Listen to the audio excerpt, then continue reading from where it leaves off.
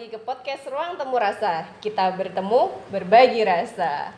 Teman-teman, selamat datang kembali di podcast Ruang Temu Rasa. Kali ini kita kedatangan Kak YS. Halo Kak. Halo Mbak Esti. Halo Sehat? teman-teman. Amin, alhamdulillah. Alhamdulillah, ya. Makasih Mbak YS sudah mau datang ke podcast Ruang Temu Rasa, udah mampir ke sini. Dan kita bakal ngobrol-ngobrol apa ya? Ngobrol-ngobrol ngalur ngidul kali ya. Tentang apa aja. Tentang apa saja. Mungkin Mbak YS bisa kenalan dulu deh sama teman-teman di podcast Ruang Temu Rasa. Baik, assalamualaikum warahmatullahi wabarakatuh. Perkenalkan terlebih dahulu, aku YS Al-Bukhari. Nah, asli Jogja. Nah, untuk aktivitas sekarang ini kebetulan dikasih tanggung jawab untuk memimpin pondok pesantren Wari Al-Fatah ya, di situasi yang lagi transisi ya. Terus kalau untuk aktivitas kesehariannya bekerja di Yayasan Kebaya sebagai staf Monef. Oke, ya Mbak YS, kita kan emang beberapa bulan ini masih terasa kehilangan ya. Iya Ibu pasti. Sinta Ratri, ya. Setelah kehilangan Ibu Sinta Ratri ini tentu kemudian karena mendadak ya, cukup mendadak.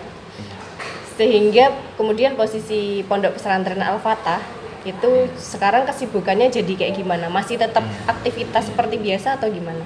Nah, itu yang menjadi artinya bahwa menjadi tanggung jawab ya, tanggung jawab yang lumayan besar ketika teman-teman memberikan amanah ke saya untuk tetap melanjutkan keberadaan Pondok Pesantren Wari Al-Fatah, dan aku pribadi pun juga menyayangkan ketika selepas kepergian almarhum ibu itu terus tiba-tiba pondok pesantren tidak ada kegiatan, ataupun dapat dibilang ketika terus tiba-tiba mati gitu ya, karena memang menjadi sebuah persoalan bersama, artinya tidak hanya untuk aku saja tapi terutama juga buat teman-teman transpuan yang memiliki kebutuhan untuk religi atau kebutuhan untuk mendapatkan ruang yang sama dalam hal berkegiatan. Itu pentingnya Pondok Pesantren Wari Al-Fatah tetap eksis gitu ya. Ya, karena seperti apa yang sudah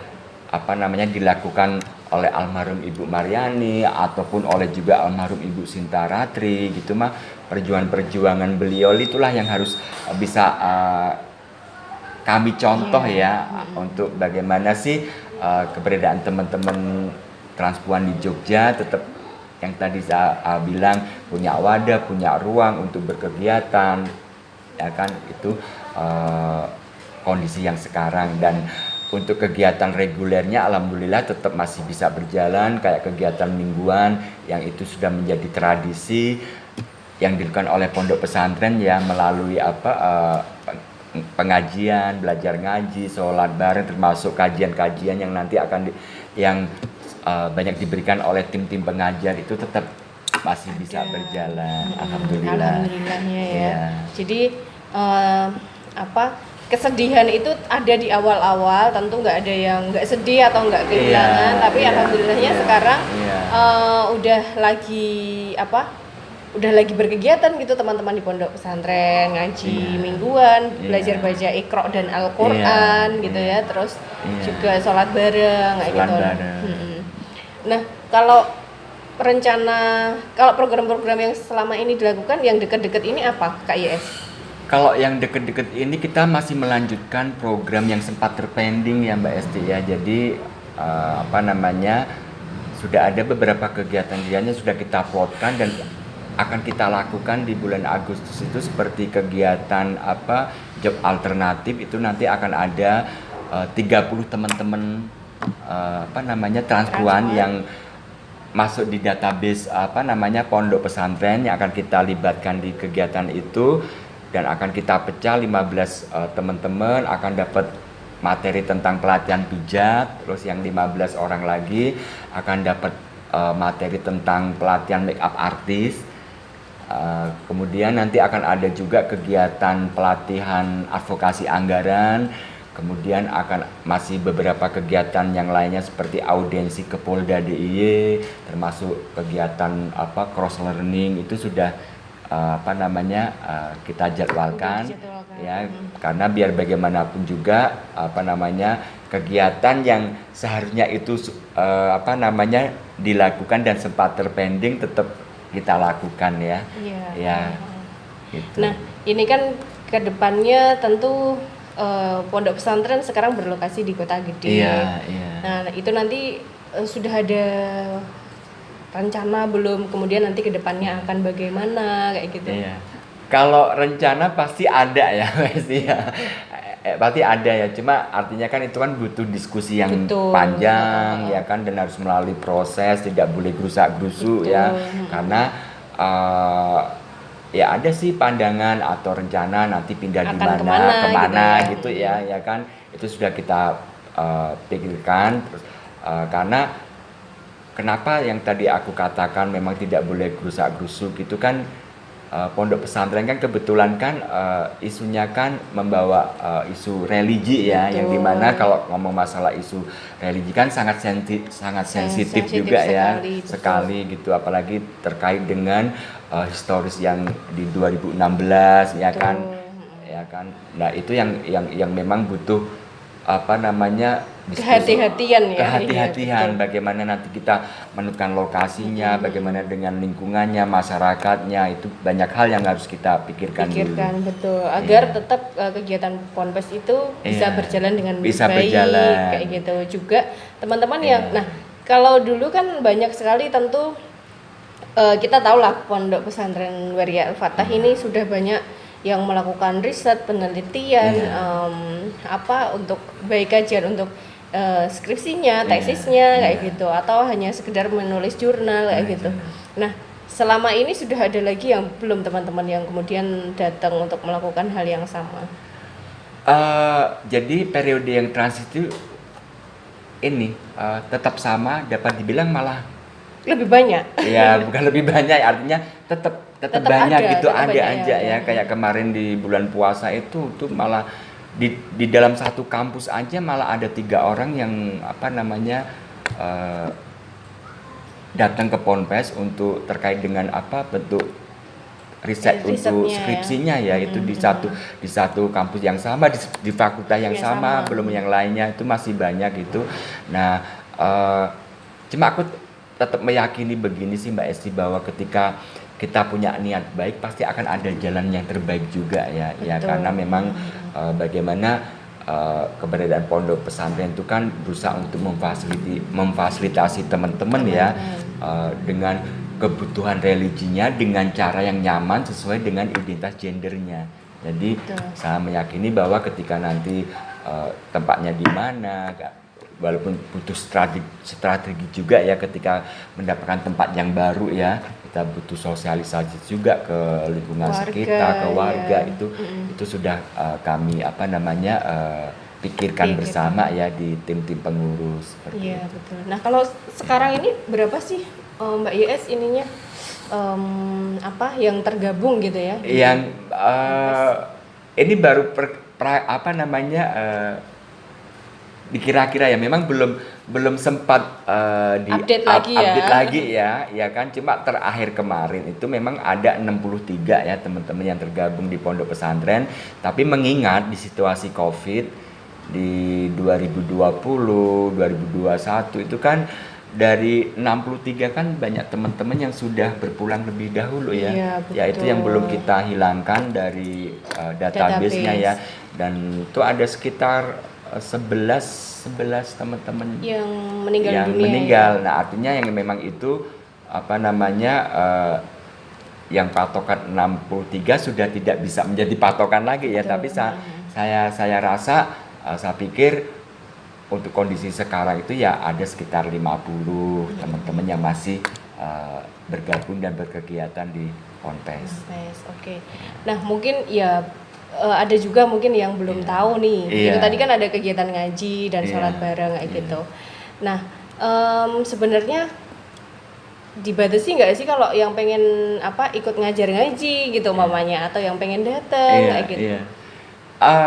Dari sejak berdiri ya 2008 sampai sekarang kita tidak mempunyai kayak aturan baku atau prasyarat apa segala macam atau pembatasan gitu ya. Artinya begini ya, kita sangat tahu, sangat memahami bagaimana kondisi, bagaimana background di teman-teman transpuan ya yang di Jogja ini.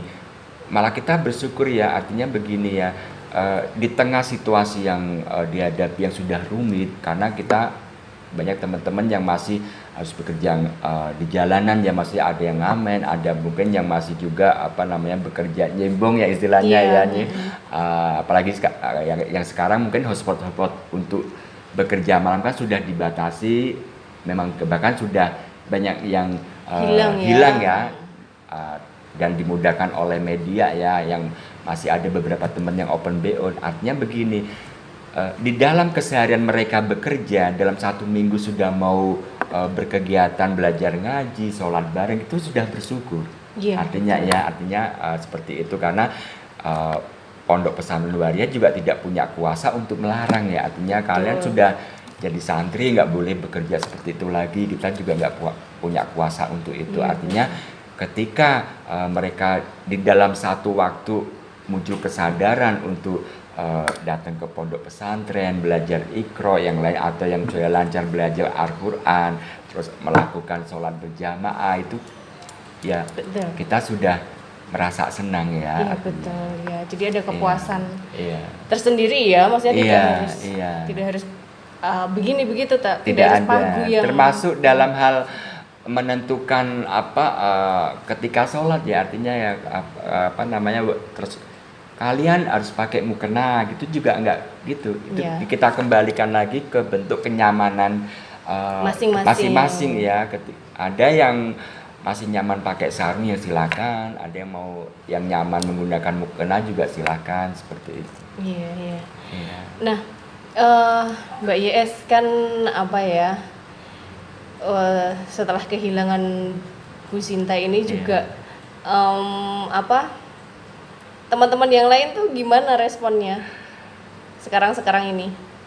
Ya, kalau saya rasa begini sih Mbak, mungkin pas di awal-awal gitu ya, termasuk aku sendiri pun juga merasa kehilangan ya.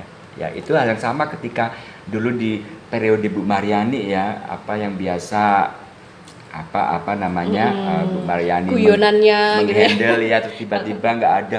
Kaget juga ya, kita kehilangan satu sosok yang bisa menjadi pengayom, yang bisa menjadi panutan, terus sampai akhirnya dilanjutkan oleh Ibu yang apalagi ketika pas dipimpin almarhum Bu Sinta kan aku muncul ada semacam kayak chemistry yang artinya kan aku sama mungkin Mbak Esti tahu sendiri ya bagaimana kita guyonannya tapi tetap bekerja di ruang yang sama ya untuk mengurus pondok pesantren. Itu kan proses-proses itu yang akhirnya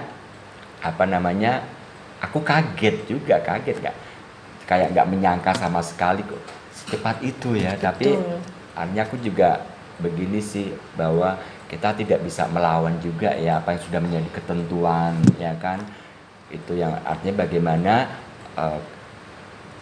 aku termasuk tetap teman-teman yang lain nggak boleh patah semangat, larut dalam kesedihan, bahwa itulah yang namanya ya harus ngikutin, namanya alam kan sudah mengatur kan ya kan. Ya itu aku memotivasi teman-teman bahwa kita masih terbisa kok ya kan. Yang penting kita saling melengkapi, saling bekerja sama. Tentu harapannya almarhum Bu Sinta sendiri, saya yakin juga beliau sangat ingin teman-teman itu tetap meneruskan perjuangan beliau kayak gitu ya. Termasuk rencana teman-teman akan melakukan audiensi ke Polda. Nah kira-kira yang mau disampaikan tuh apa Mbak?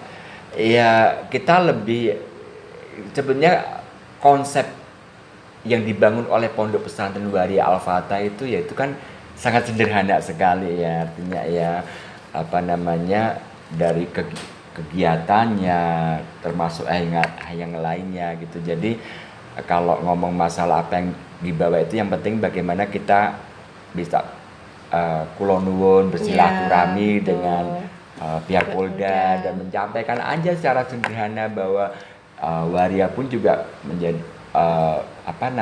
punya kebutuhan yang memang harus difasilitasi ya dalam hal misalkan kayak agama ya kan. termasuk mungkin misalkan nanti diceritakan bahwa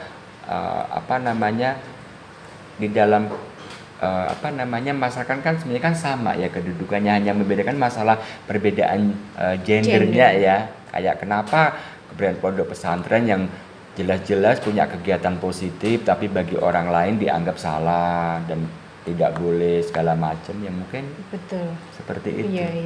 Iya. Nah, tentu itu bagian dari kemudian mengenalkan, menyambungkan gitu ya teman-teman transpuan kesibukannya apa, termasuk juga kemarin teman-teman transpuan di Ponpes tahun kemarin kalau nggak salah berkunjung ke kampus-kampus. Itu mungkin bisa Mbak Yes bisa cerita sedikit. Jadi kalau di Pondok Pesantren Waria Al-Fatah itu kan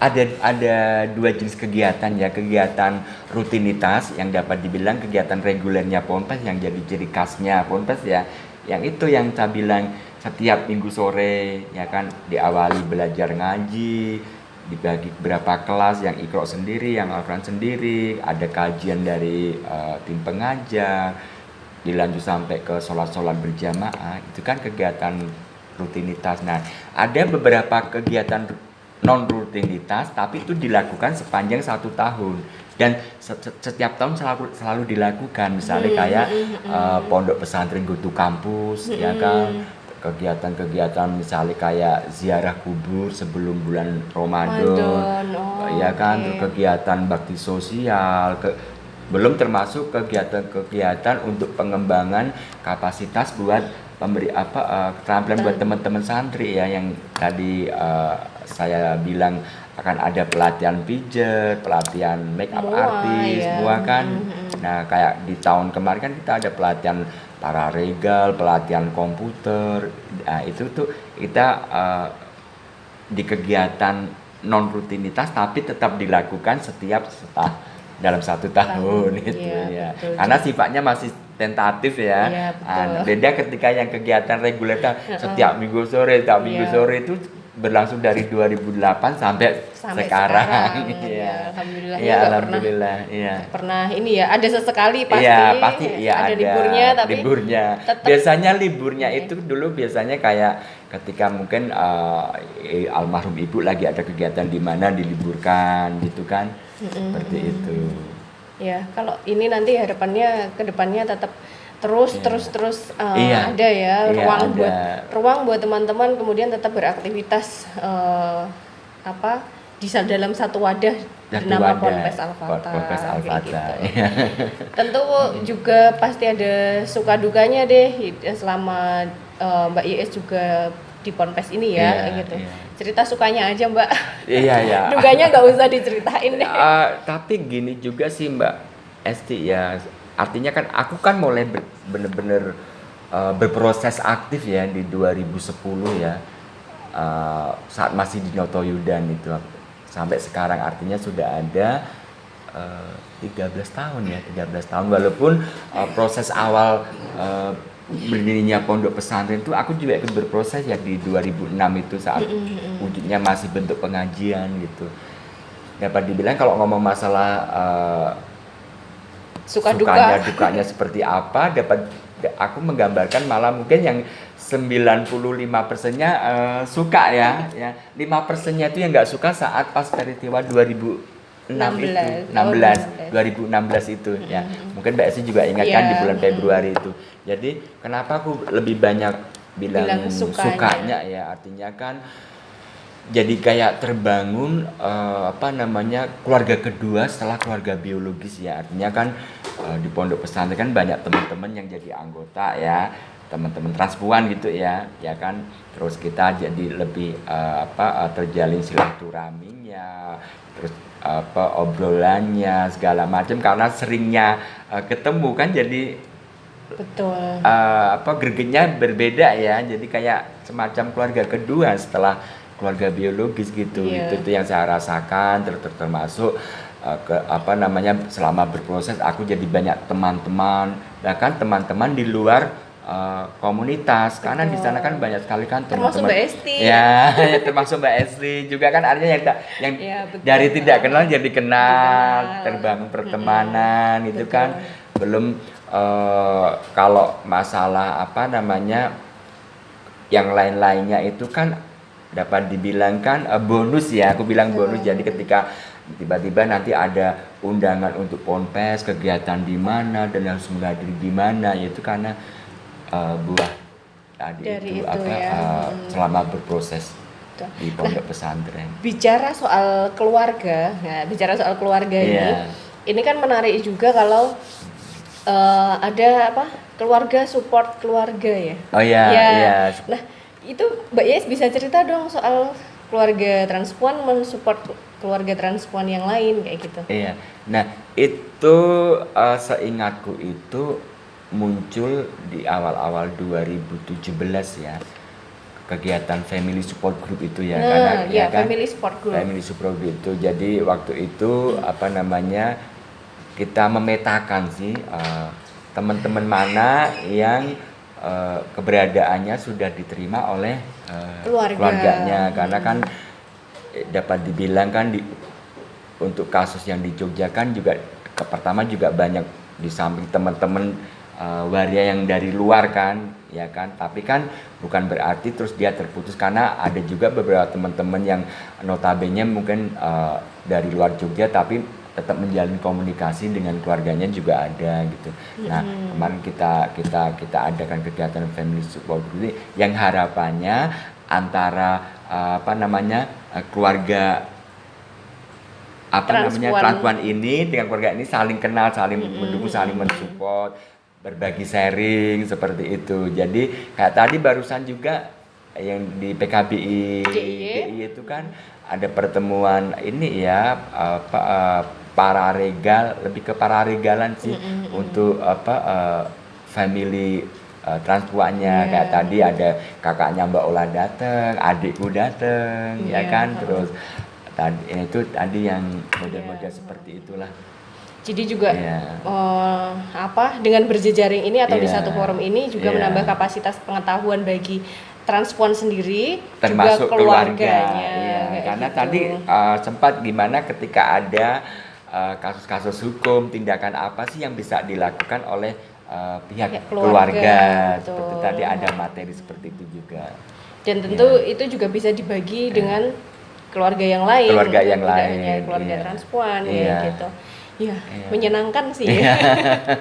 Banyak senangnya itu tadi. Banyak senangnya. Senangnya. Ya, itu kalau aku meskiannya gini ya, ketika kita melakukan sebuah aktivitasnya, kalau dibilang kalau ngomong masalah capek nggak capeknya tergantung bagaimana kita mensikapi ya kan. Tapi kalau kita dilakukan dengan dari hati terus ada rasa happy, jadi kan nggak terasa capek, Mbak. Ya kan, Mbak Esti? Iya sih. Seperti itu. Di bawah enjoy, di bawah happy terus gitu, kayak gitu. Nah, tentu Mbak Yes pintar-pintar membagi waktu ya, karena selama ini Mbak Yes juga selain sibuk di Ponpes, juga sibuk di Kebaya, di inklusi juga. Gimana tuh Mbak? Aduh, iya. Tapi ya itu ya, memang itulah, walaupun baru di tataran terkecil, artinya ketika aku sharing dengan teman-teman komunitas, mungkin dengan mbak ini gitu ya, masih di internet. Ya aku bilang bahwa ya memang dituntut tanggung jawab untuk bisa membuat skala prioritas ya, artinya ya dalam artian begini, di saat ini aku harus kemana itu harus biar bisa semua cukup ya waktunya iya gitu. Ya nggak hanya waktu, tenaga pikiran juga. Iya. Tetap harus jaga kesehatan juga. Mbak Yes mungkin bisa kasih buat teman-teman di podcast Ruang Temu Rasa yang menyaksikan ini, mungkin monggo mau menyampaikan apa, mungkin juga buat teman-teman transpuan di luar sana yang pengen datang ke Ponpes atau ada kebingungan atau apa. Oke, makasih.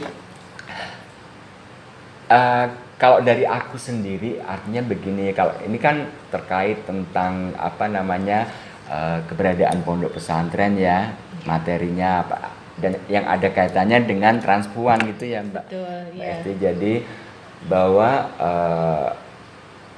kalau untuk teman-teman di komunitas transpuan ya, ayo kita tetap menjadi diri sendiri, terus menumbuhkan jiwa-jiwa semangat, gak boleh putus asa, ya kan?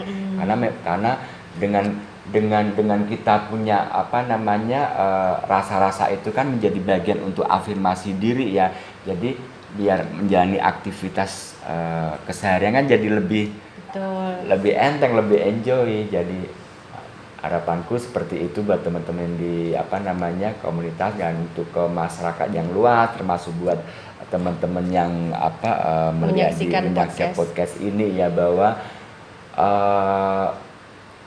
lebih ke ini sih aku bahwa apapun itu edukasi itu menjadi penting, Mbak. Betul. Ya kan, aku sangat meyakini karena ketika kita dapat pengetahuan, dapat wacana-wacana, dapat pemahaman, biar kita tidak langsung mudah untuk membuat penghakiman atau menjudge seseorang gitu, karena kita kan bisa jadi belum kenal, belum dapat pengetahuan, belum dapat pemahaman, artinya belum dapat edukasi yang orang akhirnya suka mudah untuk menjudge hanya melihat dari covernya saja gitu.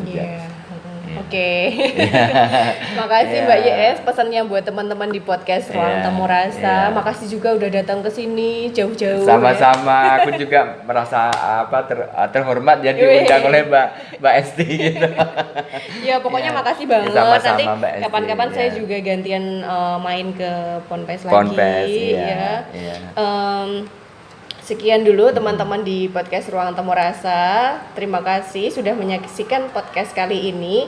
Jangan lupa subscribe dan berikan komentar kalian. Tema-tema apa yang akan kita bahas di podcast Ruang Temu Rasa berikutnya. Dan terima kasih, sampai jumpa di podcast Ruang Temu Rasa berikutnya. See you.